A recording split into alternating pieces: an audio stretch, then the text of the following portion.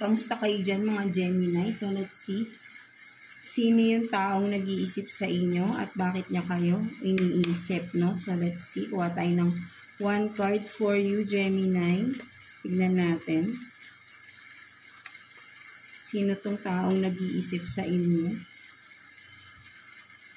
So, you have this very young, no? So, maybe, literally, no, bata or mas bata sa inyo. Pwedeng sabihin natin kung may anak na kayo, pwedeng anak nyo to, no? Very young, no? Or, sabihin rin natin this person is kind of immature, no? Sabihin natin, or very young energy din. Sabihin natin na kahit hindi naman siya ganun kabata, but then full of diba, energetic person, something like that, no? So tignan natin. Masayahin, pwede rin, no? Tignan natin sino ba yung tao na yan na nag-iisip sa inyo, Gemini. Tignan natin. Kuha tayo ng 2 cards here for you, Gemini.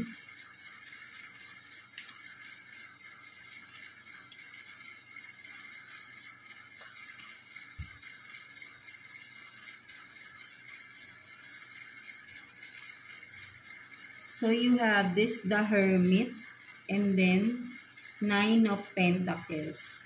No, so, ang nakikita ko rito, Gemini, no, this person, no, ito yung person na sabihin natin na,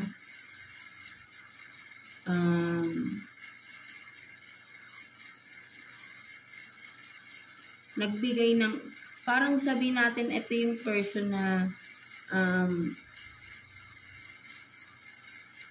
nagbigay ng inspirasyon sa inyo for some of you, Gemini, no? Etong tao na ito, no, for some of you, no? Kumbaga parang siya yung naging inspirasyon ninyo, no? Kung sino man ito, no? So ito yung nagbigay ng parang bagong pag-asa, no?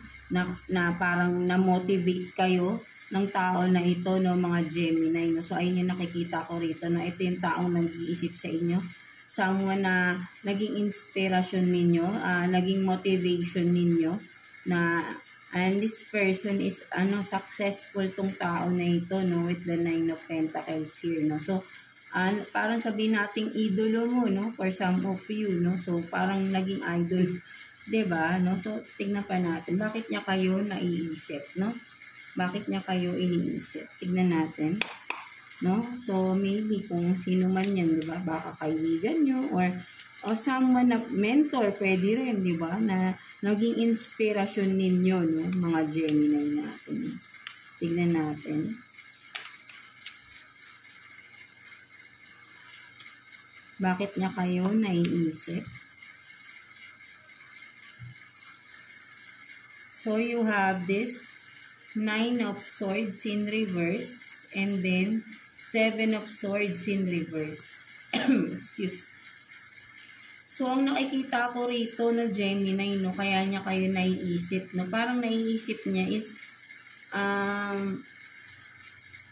parang nag-aalala siya sa inyo, no, for some of you, no, kaya kanya naiisip, no, parang sabihin natin na, parang ang nakikita ko rito, Gemini, no, parang, nag-aalala sa inyo tong tao na ito. I don't know, baka may pinagdadaanan ba kayo ngayon, or may pinagdaanan ba kayo recently, no? Gusto niya kayong kamustahin, no? Something like that, no? So, parang, ang nakikita ko rito, no? Hindi lang niya, naiisip niya kayo, no? Parang yun nga, no? Ang naiisip niya is may pinagdadaanan kayo, no? For some of you, Gemini, no? Parang, ang nakikita rin niya dito is, nahihirapan kayo, no, sa sitwasyon na meron kayo right now, no, mga Gemini, no, kaya kayo naiisip ng tao na ito, no. So, maybe kung nakakausap nito, baka kinakamusta na rin kayo ng tao na ito, right, no, so ayun yung nakikita ko rito, no, kaya niya kayo naiisip, no, parang nag-aalala siya sa inyo, mga Gemini natin, no? So, ayun yung nakikita ko dyan, nararamdaman ko sa cards na yun. So, that's it, no, mga Gemini natin.